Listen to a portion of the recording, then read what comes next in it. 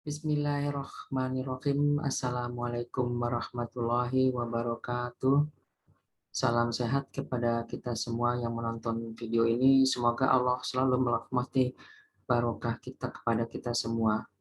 Pada kesempatan ini saya akan menjelaskan mengenai bakat, fokus, dan achiever.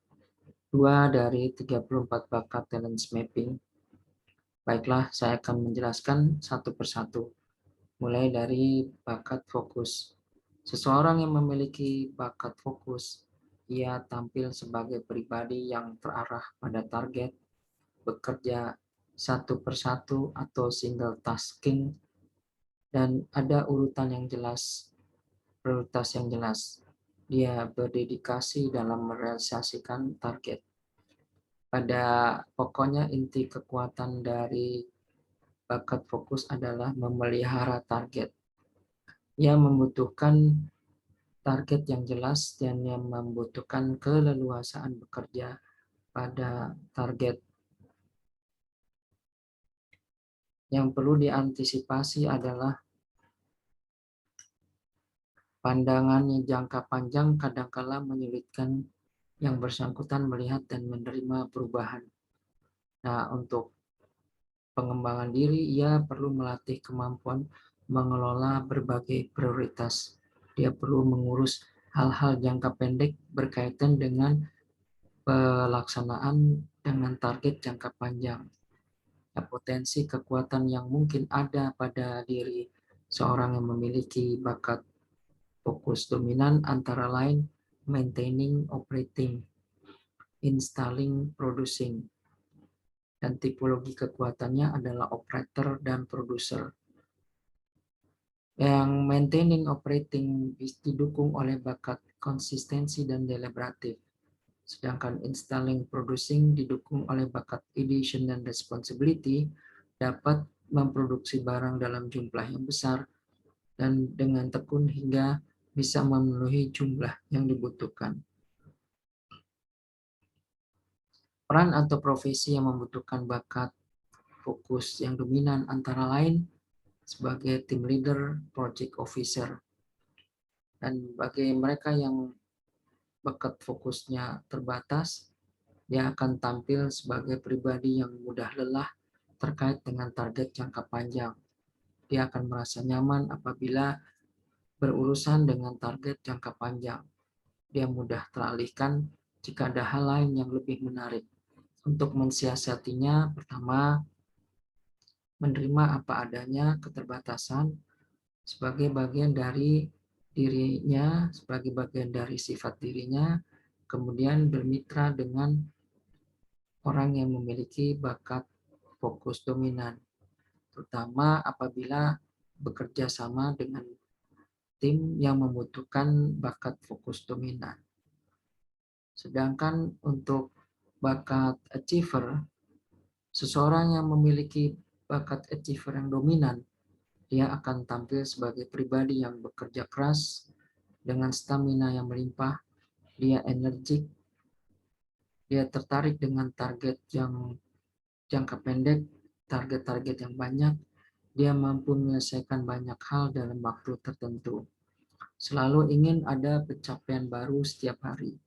Jadi inti kekuatan daripada bakat achiever adalah meraih banyak pencapaian. Bakat achiever yang dominan membutuhkan keleluasaan bekerja dengan kecepatan kerja sendiri, baik dia bekerja sendiri maupun bekerja dalam kelompok.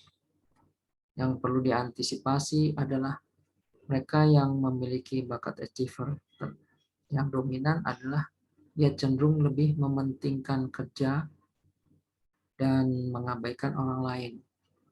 Dia kurang menghargai situasi refreshing, silaturahmi atau hal-hal ringan yang bersifat informal. Apabila dia ingin mengembangkan diri, maka ia harus perlu memilih bidang atau urusan yang membutuhkan kesesuaian dengan kecepatannya.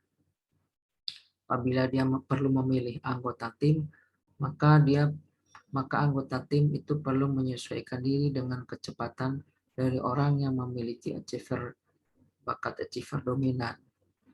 Potensi kekuatan yang mungkin dimiliki oleh Mereka yang memiliki bakat achiever dominan antara lain appraising, observing, assembling, installing.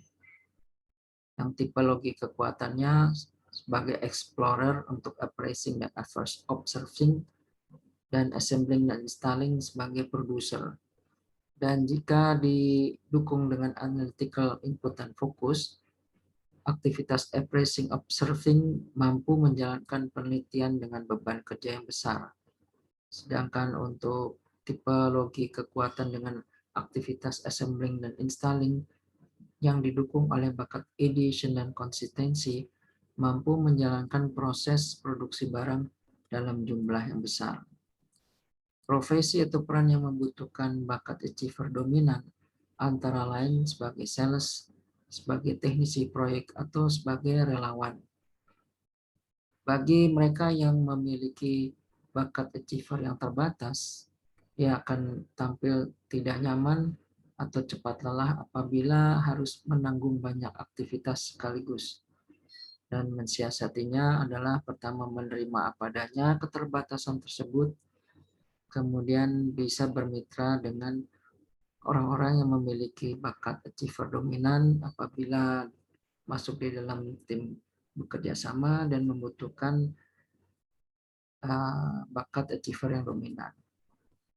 Persamaan dan perbedaan antara bakat fokus dan achiever antara lain kedua-duanya sama-sama bakat yang ada di cluster striving, yaitu cluster yang berkaitan dengan bagaimana merealisasikan kegiatan, mengaktualisasikan, dan menggunakan segala effort untuk mewujudkan sesuatu. Dan persamaan lain adalah berkaitan dengan mencapai satu target yang sudah ditentukan. Perbedaannya adalah jika bakat fokus itu berkonsentrasi kuat untuk menyelesaikan satu target, sedangkan bakat achiever dia mempunyai stamina yang kuat untuk mencapai banyak target. Demikian penjelasan mengenai bakat fokus dan achiever. Semoga bermanfaat bagi siapa saja yang mendengarkan video ini. Wassalamualaikum warahmatullahi wabarakatuh.